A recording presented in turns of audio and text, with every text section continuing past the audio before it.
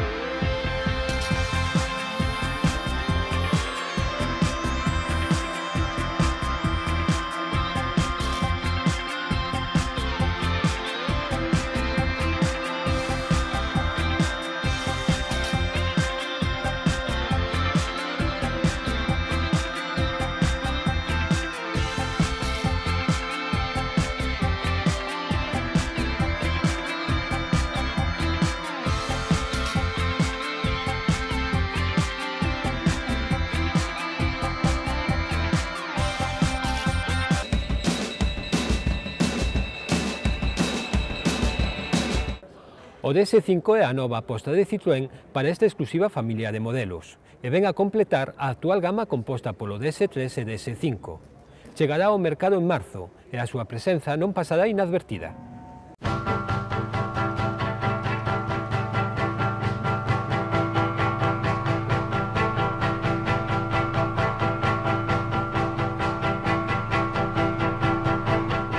Encarrar o novo Citroën DS5 nun único segmento resulta unha tarefa farto difícil. Non se trata dun familiar, tampouco dun coupé, e non é unha berlina. Con todo, o novo modelo do fabricante francés é capaz de seducir e non deixar a ninguén indiferente ao seu paso. O DS5 completa a saga da familia DS e a súa oferta engádese aos coñecidos DS3 e DS4. Pero os seus obxectivos son, se cabe, máis ambiciosos porque no seu punto de mira están os fabricantes alemáns, indiscutibles líderes deste segmento. Estilizado pero compacto, un pouco máis alto do normal pero sen chegar a ser un monovolume, o DS5 parece exteriormente máis grande do que realmente é. A súa longitude está ao redor dos 4,5 metros, cunhas liñas ousadas e fluidas que dan como resultado unha impoñente estampa de rechamantes formas aerodinámicas. O interior é fiel ao concepto de cabina avanzada, o que repercute moi positivamente no óptimo aproveitamento do espazo. O DS5 é un coche amplo e familiar, no que todos os seus ocupantes están tratados con exquisito mimo. A posición ao volante asemellase en gran medida a dun coupé. A súa forma é achatada na parte inferior e a súa posición máis vertical do habitual contribúe a potenciar a sensación de deportividade.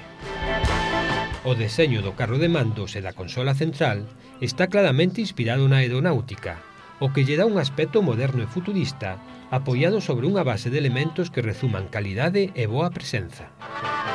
Este peculiar deseño do posto de condución fai que se necesite un mínimo período de adaptación para analizar a disposición de todos os mandos e interruptores. Na consola central sitúanse os elevalúas e os mandos de control de audio e navegación. No teito, cun deseño que lembra dos avións, outra consola divide as aberturas acristaladas e presenta unha serie de interruptores máis enfocados ao confort. A sensación xeral é que moitos destes interruptores se poderían haber eliminado e mesmo ergonómicamente a posición que ocupa algún deles é mellorable, pero está claro que a sensación visual que achega todo o conxunto non sería a mesma. A instrumentación, a base de 3 reloxos, os dos costados de forma trapezoidal, tamén é específica. O Head-Up Display ofrece información xusto na liña visual do conductor, o que fai gañar en seguridade. A calidade xeral do interior non admite nin o máis mínimo reproche. Os materiais utilizados son inusualmente luxosos para un modelo de gran serie. Coiro na tapicería, aluminio nos gornecidos e un impecable cadro de mandos dunha peza realizado en plástico brando de agradable tacto achegan unha atmósfera de gran exclusividade propia de segmentos superiores.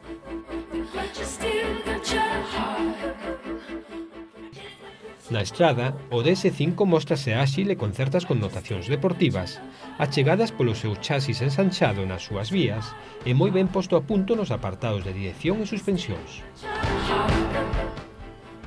O conxunto móstrase nobre e filtra de forma óptima todas as irregularidades do terreo, dando desde un principio unha gran sensación de seguridade. Ademais, a boa insonorización do habitáculo fai que o son do motor apenas sexa perceptible, o que contribúe a aumentar tamén a sensación de confort. A oferta mecánica confíase a dous motores de gasolina de 156 e 200 cabalos e dous diésel con 112 e 163 cabalos respectivamente. Existen transmisións manuais, automáticas e pilotadas, todas de 6 velocidades. Pero, ademais, desde o inicio da súa comercialización, que en España se producirá no próximo mes de marzo, ofrecerase unha interesante versión denominada Hybrid 4. Esta mecánica combina dous motores, un diésel HDI de 163 cabalos e outro eléctrico de 27 cabalos que poden funcionar á vez ou independentemente cando a ocasión o requira. A novidade máis reseñable é que mediante un mando selector na consola central pódese optar por un modo de funcionamento completamente automático, no cal o propio coche decide que combinación de motores é a máis idónea, outra deportiva, na que se priman as prestacións, outra totalmente eléctrica, coa cal se poden realizar ata 3 km por cidade a menos de 60 km por hora, e finalmente unha cuarta modalidade, con transmisións permanente ás 4 rodas para cando as condicións de adherencia se complican. Sen dúbida, tratarase dun dos híbridos máis funcionais e innovadores do mercado.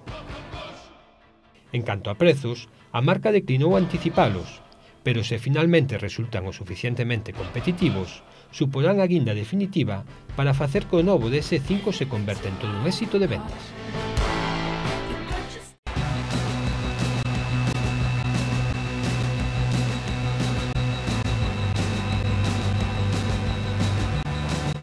Renault está realizando nos últimos anos unha clara aposta pola seguridade. Todos os modelos que compoñen a súa actual gama contan con 5 estrelas nos tests da Euro NCAP e ademais dispoñen dun completo equipamento tanto en seguridade activa como pasiva.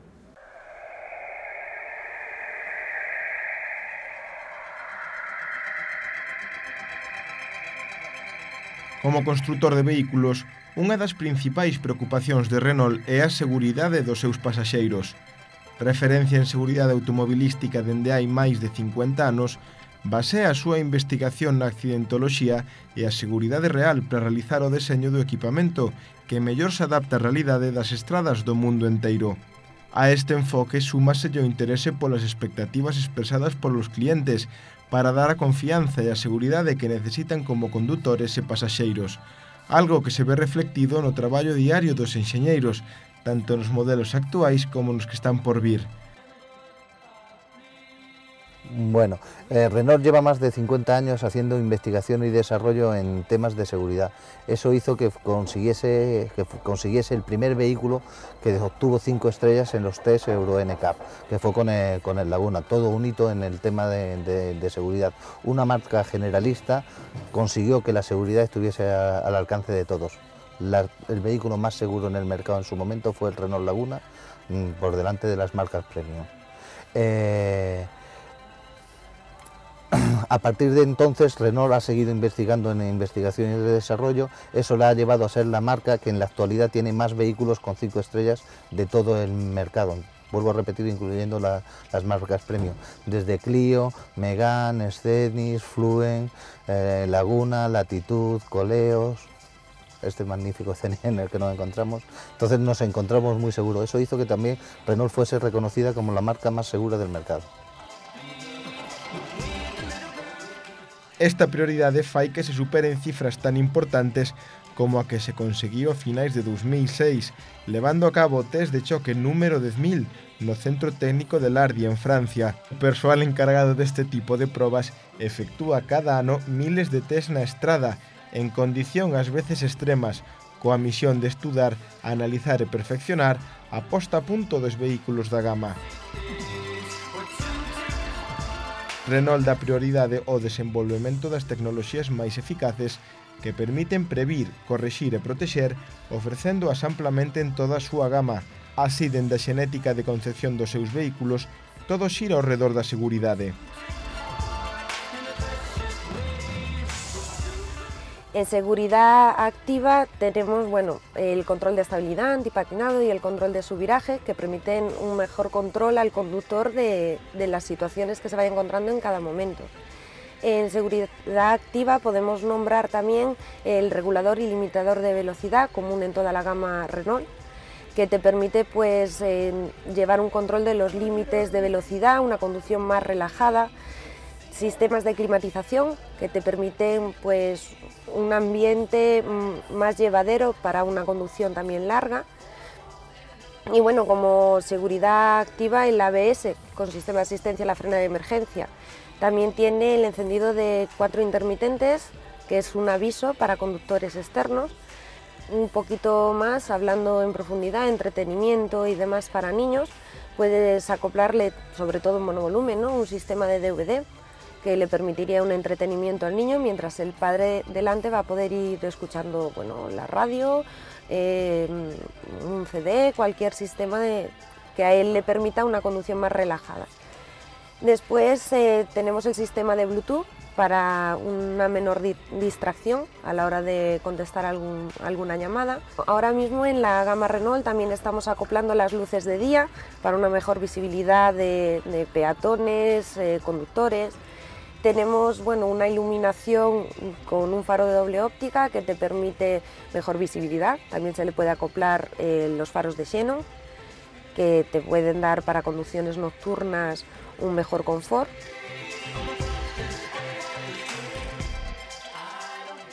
Renault explota as súas competencias en enxeñaría para desenvolver os equipamentos máis eficaces para situacións reais de conducción.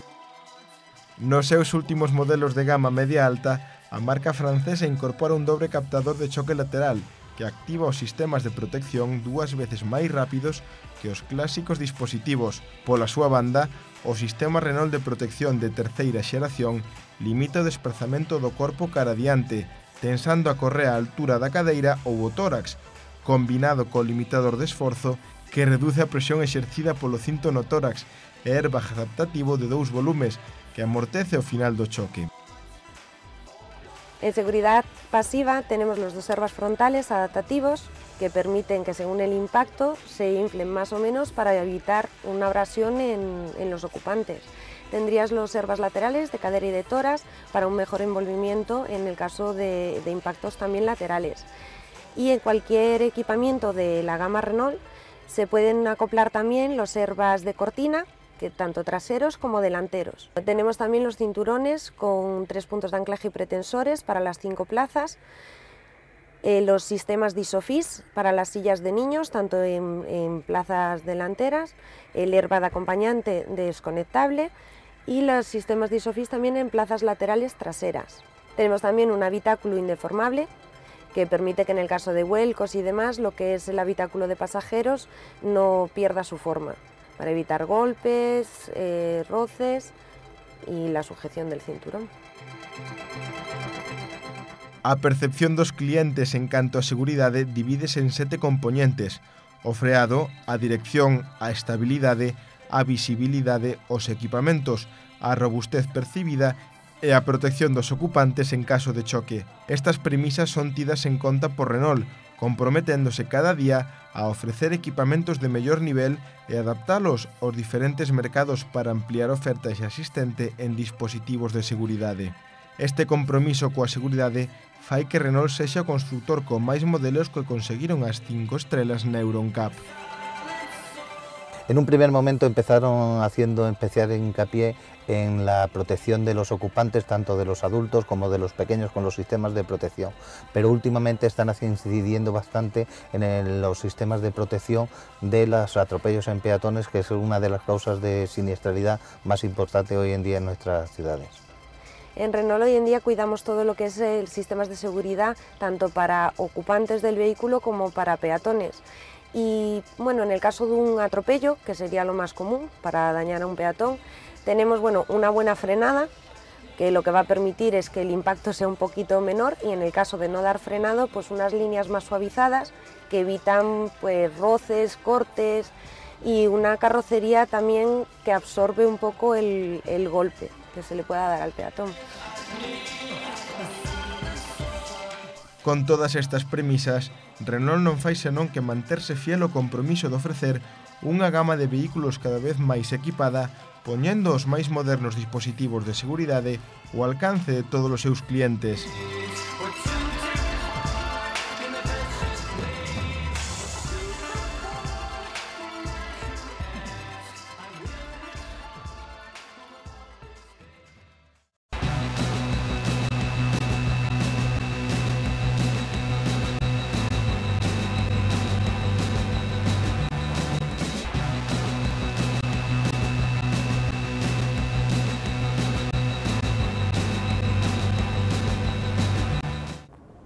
Peugeot España facilitounos as imaxes do futuro do 208, que chegará ao mercado coa intención de converterse en todo un mito, como no seu día foi o 205.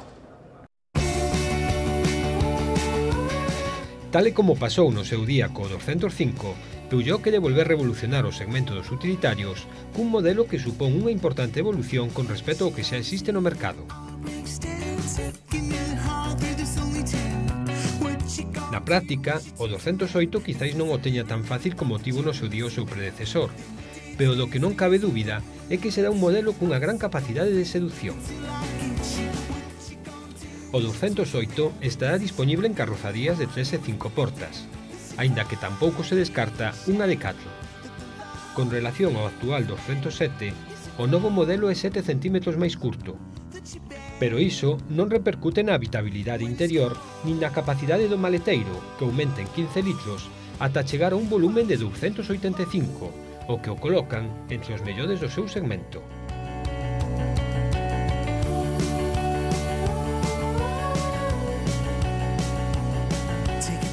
Outro dos aspectos nos que máis se traballou é na reducción de peso. A marca asegura que a versión máis lixeira do 208 pesará 173 kg menos que o seu equivalente do 207. Esta cura de adelgazamento influirá nun menor consumo de combustible, apoiado, como non, por unha nova gama de motores de última xeración, na que non faltarán tecnoloxías tan avanzadas como a microhibridación ou o start-stop.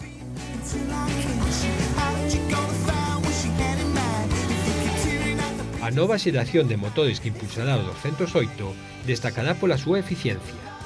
O diésel menos potente terá un consumo de 3,4 litros cada 100 km, en tanto que os motores de gasolina conformaránse con 4,3 litros de media. En calquera caso, a oferta mecánica será tan ampla como variada.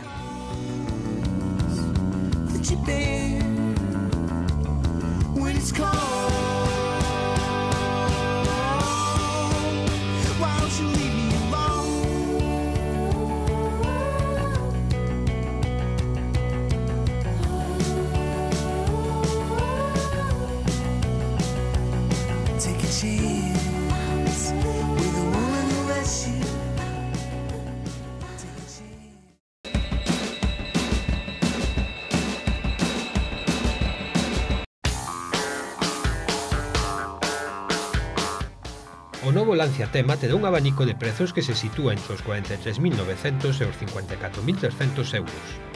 O primeiro prezo correspóndese co motor 2.8 diésel de 190 cabalos e o acabado Gol. Esta mesma mecánica, co acabado Platinum, ten un prezo de 46.400 euros.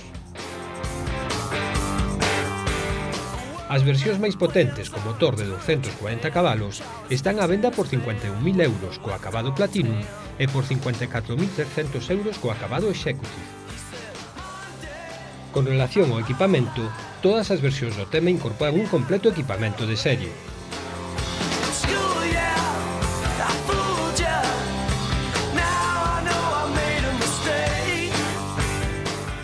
En canto ao monovolumen Voyager, Este tan só está á venda con motor diésel 2.8 de 163 cabalos e o acabado Gol, por un prezo de 42.800 euros.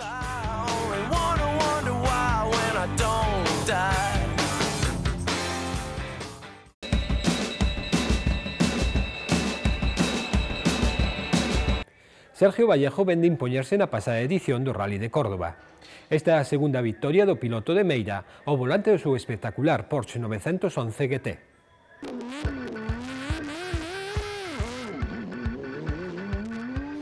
Sergio Vallejo impúxose o pasado fin de semana no 29º Rally Sierra Modena que se disputou por estradas da provincia de Córdoba.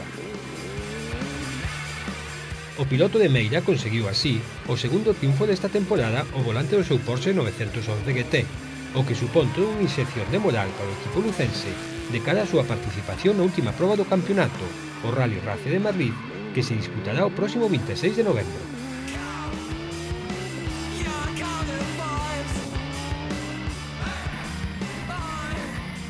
Pero posiblemente o home máis feliz na liña de meta era Miguel Fuster, que aínda que acabou a proba en cuarta posición, obtivo os puntos suficientes para proclamarse por terceira vez na súa carreira deportiva campeón de España de especialidade. Irmás Vallejo colocáronse líderes da proba xa no primeiro tramo, un lugar que xa non abandonarían durante o resto da xornada. A choiva que caeu na zona durante a noite do venres deixou o asfalto das especiais da mañá do sábado nunhas condicións moi delicadas. Unha boa elección de neumáticos era por tanto decisiva e os irmáns de Meira acertaron de pleno, o que lles permitiu marcar amplas diferenzas con relación aos seus rivais. Tamén foi destacable a actuación do asturiano afincado en Lugo, Jonathan Pérez, que con seu Peugeot 207 Super 2000 se subiu ao terceiro chanzo do podio, co que prácticamente tamén se asegura o seu campeonato da presente temporada.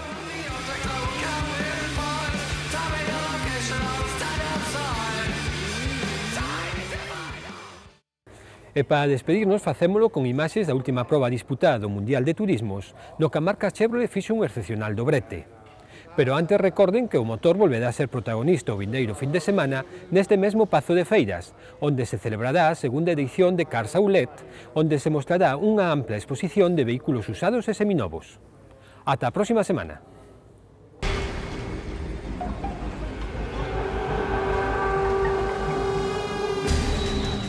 Chevrolet conseguiu un novo dobrete dos cruce do equipo RML na primeira proba do WTCC que se celebrou en China.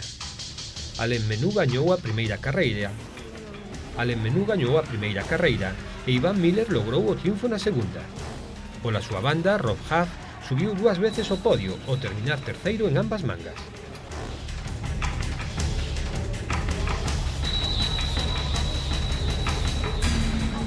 O trazado curto e sinuoso do circuito de Tianma foi o escenario ideal para dúas carreiras espectaculares e moi pelexadas que fixeron as delicias dos numerosos afeccionados chineses.